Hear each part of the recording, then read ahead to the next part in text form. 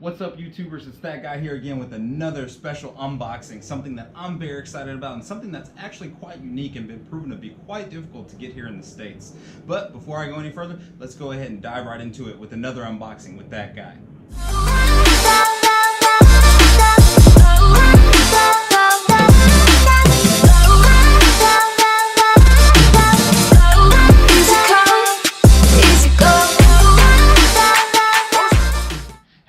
Welcome back to this very special unboxing of the SebArt Mini Avanti S 90mm jet. It can also be converted into a turbine using one such as the P20. Now, as I mentioned, this is a very unique model. It can be very difficult to get here stateside, and the reason being is because SebArt International does not currently have a distributor here in the States. They did have a distributor, however the contract ended. They're currently in negotiations to see if they can continue that relationship. Unfortunately, I'm not too familiar with the details of that or how long it may take or if it's going to even happen and if SebArt will continue to have distribution here stateside. That is yet to remain seen, and we'll see what happens with that whenever it does actually happen. I was able to be lucky enough to actually get this from their European distributor, get it shipped internationally. I did pay the international shipping charges, however I didn't have to pay VAT, which is the European taxes, so it came out to be very close to what we were paying here stateside when they did have distribution here.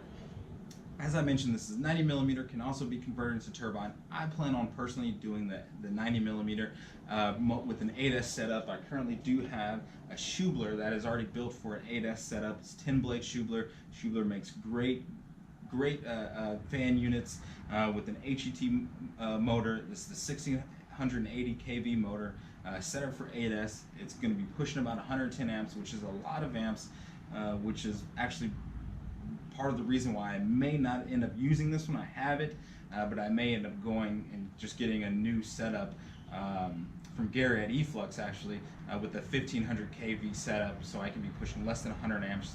Should actually be closer to about 90 amps with a 1500 kV on 8 cells. If I do remain with this one, I may have to push up my milliamps on the LiPos to have more flight time, which would obviously make the ARF heavier.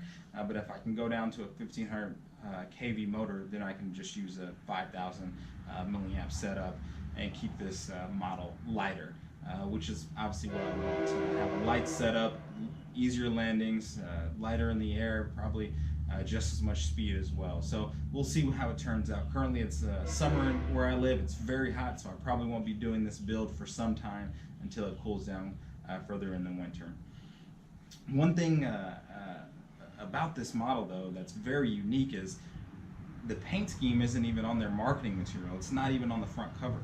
I was fortunate enough to get their third paint scheme that was not initially announced or released when they launched this product. You can see here the two paint schemes. They have the red, white, and gold, as well as the red and blue paint schemes, and I was able to actually get the yellow and black model, as you can see here. That's not even marketed on the material, so we'll get it opened up and you'll see. Now, one thing I would like to do here quickly is do a quick comparison on the tech specs and sizes of the SebArt Avanti as well as the Habu 32X. Both kind of being known as a trainer jet, both being sport jets as well. One being the 80mm and the Habu 32X, and this being a 90mm. Some may say it's unfair to do a comparison, but if you're currently using the 32X and you'd like a jump up in terms of increased size, increased power, this may be what you're looking for. Or if you're just on the market and you like bigger jets and you don't know where to start, obviously the 32X is very popular. Everyone is familiar with it. It's E-Flight, it's Horizon Hobby, so it's easy to get here stateside, and you may not be familiar with this. So if you're looking for something bigger, let me go ahead and tell you what the specs are and the differences between the two.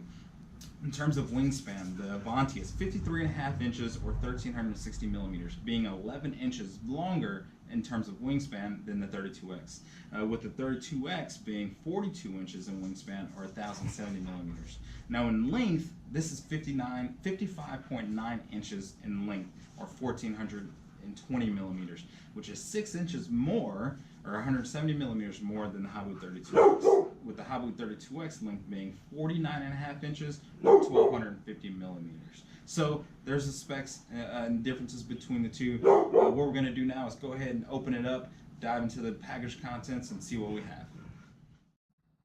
Before we actually dive into the box, I wanted to get a good picture and an overview of the outside of the box, the marketing material and color schemes, as well as everything that they describe on the box here as well. You can see here on the front side I have here, it's all about the conversion to turbine. And you can just see some little marketing materials and some pictures there. And then on the top of the box, as we already pointed out, you can see the two paint schemes that were initially offered, the red and blue, as well as the just red and gold and white style as well. And then, of course,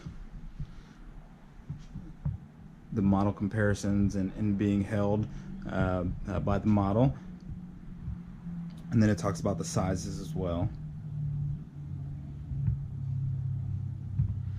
Radio, 6+ channels. It comes with 3 servos installed for the gear doors as well as for the front steering, and it also comes with retracts pre-installed from the factory as well. Get it flipped so we can see what else is on here. Again, talking about the 2 paint schemes that were initial, and then talking about the yellow and black paint scheme as well, that this is actually taped on. This is not actually on the box. And then we'll get on to the other side that actually just talks about some of the other factory installations that's possible, as well as the EDF installation as well that you can see here. They have a 12 blade 90mm option that I did not go for it because, as you can see, I already had the 90mm Schubler.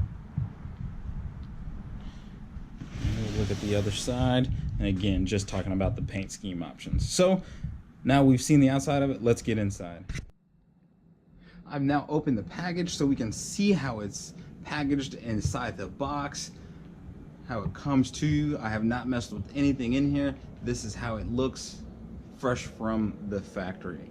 And you can see that real nice yellow and black paint scheme. We'll get that opened up to get a better look at it as well. So I've now done some cutting of the cardboard as well as the foam, so I can actually access this a little bit easier. But first, let's go ahead with get the easy stuff out of the way so we can understand everything that's in the box. We have the cockpit here that I actually probably will not be using to save weight. I believe you can just use the canopy, and then you'll actually be able to see the inside contents of the aircraft. I may do some tinting on that as well, but I most likely will not be using the cockpit. And then, of course, as always, we have the documentation, and we also have the stickers, some Hacker stickers, some SebArt stickers, some Thunder Power stickers, top fuel stickers. I'll probably be using none of these except for the SebArt, since this is a SebArt model, but the rest of the stuff I will not be using in terms of this build. And then also in here I can see that there's the cockpit stickers as well, which, as I mentioned, will not be getting used. You can see the cockpit stickers is also the Avanti decals, which we'll see how, at the end of the day once I get the build done in terms of if I use all of that stuff or not. And then we have the instruction manual, which I actually did print out some of this just so I can have ahead of time. I did not picture out the pictured instructions because that would have been a lot. But you can see here it comes with nice quality detail in terms of pictures on how to do the build. They're in black and white, could be in color, but you know, they're saving money. So, but at least it comes with pictured instructions. It doesn't come with verbal or written instructions, so you'll just have to be going with the forums, with help from friends, or the pictures at the end of the day to get the build done. But that's nice there.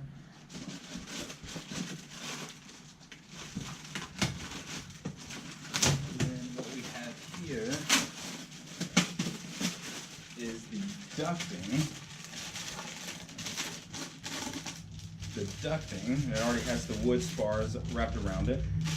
This looks like the 90mm intake. I'm not sure what the size on the exhaust is, but I can tell that it obviously decreases in size once you come from the entrance to the exhaust. So as I mentioned, I did some more cutting. I was able to get the plastic off of the fuselage.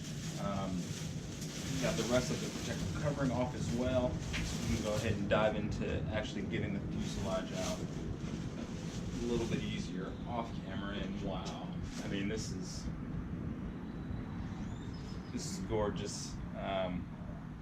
Just a beautiful lightweight model. There's a ton of room in here. One thing I want to point out is, which I'm not prepared for, but the canopy is actually screwed in. It's not a magnetic pop or a lever that I can easily remove off of it. So I wasn't prepared to actually open up the screw, but you can see how large this canopy is from there all the way to here, and there's just a ton of room inside there to work with. Hopefully you can get a good view. You can see the servo wires moving around for the front nose gear. There's just a ton of room inside there to operate with. And also you can see the nose gear doors installed. I believe there's a sequencer in there as well. The main landing gear holes are pre-cut. Let's see if you can get a good look of the exhaust, which I'll be putting the ducting in for as well. You can see a section for the rudder servo, section for the elevators, and just an overall great, beautiful build, great quality, feels great in my hands, looks great. The covering is not, it's not running or coming off anywhere. I mean, it's just true quality. I'll go ahead and slide this back in there. We'll get inside this box that was holding the vertical stabilizer down. Here's the hardware. Some servo connectors as well. Some Velcro, and then, like I said, the hardware. Put that aside. And then this looks like it's actually extra components. Well, this looks like it's an extra component probably to the elevator. Or no, actually this is the rudder. I'm sorry. This is the rudder.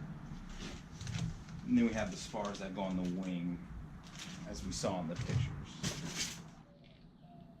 So I have an unopened fuselage of the 32X, so I brought that in here so we can get a side-by-side view of the size comparison and the size difference.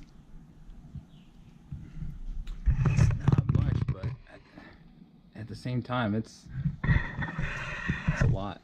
There's a big difference, that's for sure. Just in width of the airframe or the fuselage. It's one to fit 80 millimeters and the other to fit 90 millimeters. But I wanted to get a good view of them side by side, so you could see.